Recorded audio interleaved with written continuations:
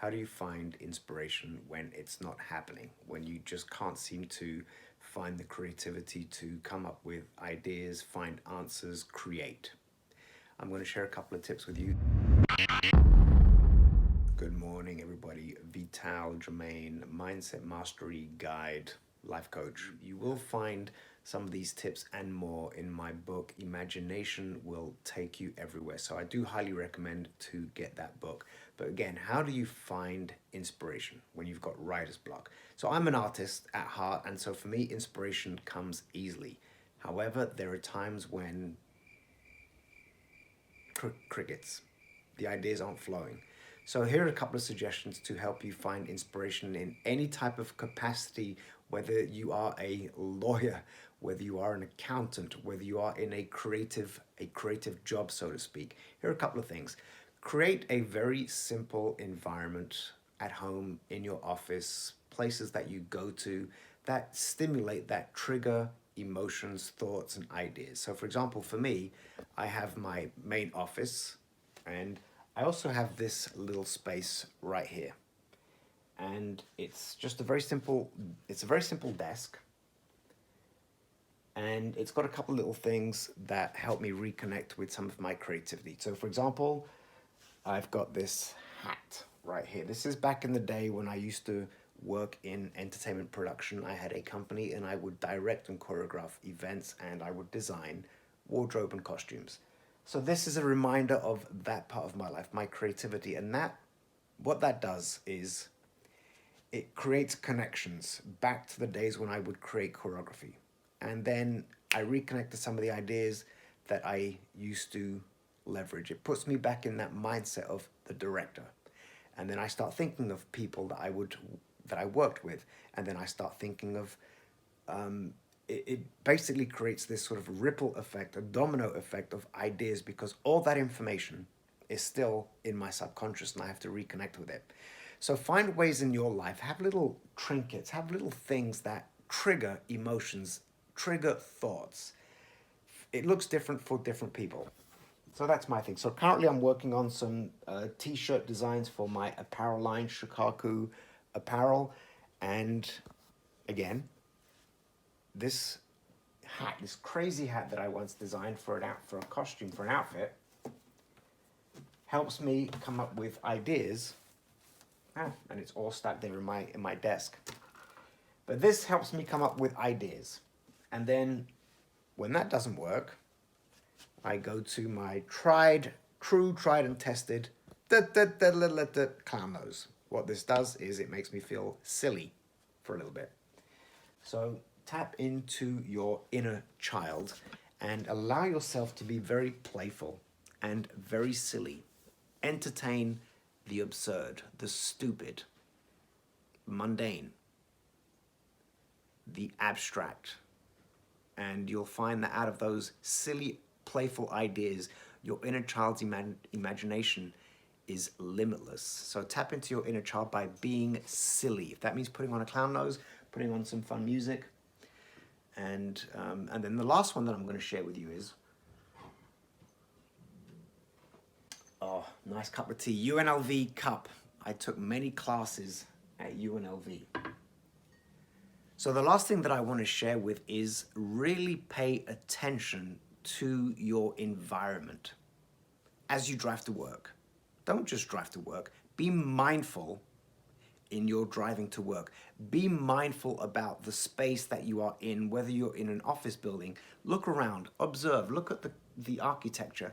Start paying more attention to your environment, because nature, even if you're in your car and you're listening to a song, allow yourself to mindfully listen and experience what you're experiencing, because within your environment, within conversations that you have, is a wealth of stimulus. And all that information is going to trigger ideas. Secondly, what happens with that information, you collect it, and then which means that you then have a library of resources that you can leverage at a later time. Because a lot of my creativity, a lot of my artistry comes from things that I've held, that I remember in my subconscious. And then somehow, by being childlike, by being playful, by being intentional with my creativity, it just starts to flow. So next time that you are in a creative rut, you're stuck for answers, one, create a little space for yourself that stimulates ideas. For me, this is my second desk. It also allows me, I don't know if you can see there in the background, it allows me to look out into my backyard. And so it allows me, here's another I'm going to quickly share with you. It allows me to daydream. Take time to daydream. Because when you daydream, it's the subconscious. You're not analyzing, you're not being logical. You just go off into these weird places. And if your boss tells you, why are you daydreaming? You tell him, you know, that amazing, world-renowned speaker, Vital Germain, 6-time author, artist, former Cirque du Soleil performer. He even played for the national youth team of Belgium as a soccer player. You tell him that guy said that daydreaming is good. It will actually stimulate productivity in the workplace. So if you catch your employees daydreaming and you're in a position of leadership, let it slide. It's going to bring value to you. So take the time to daydream, because daydreaming is a separation from reality where you're not being limited by your inhibitions, your preconceived programming, and it allows you to go free and wander off into these magical realms that will bring clarity, and it'll help you problem solve. Just not about creating things. It will help you problem solve, because you can go off and drift. Don't let it get negative. Don't let daydreaming turn into worry. So that's sort of my kind of strategy. And in the book, by the way, just as a bonus, I'm doing a shameless book pitch right now. But in the book, Imagination Will Take You Everywhere, I do share 3 very clear and defined steps that will help you connect to, stimulate, and leverage your creativity. It helps you tap into your inner genius. Woo, inner genius. The name of the book, by the way, is inspired by an Albert Einstein quote. I love Albert Einstein. His quote is, what he said is this: logic will take you from A to B. Imagination will take you everywhere. Who wouldn't love to go everywhere with their imagination and their creativity and experience a wealth and limitless realm of potential and possibility? I find that very beautiful, very empowering.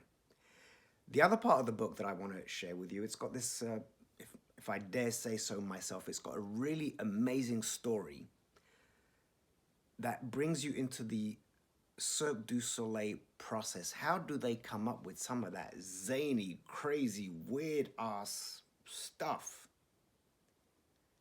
And then how do they get their performers to go from being already great to absolutely amazing? And so the through line is something that still blows my mind today when I think about it. Something that happened on opening night, Christmas Eve. It was the eve of the premiere.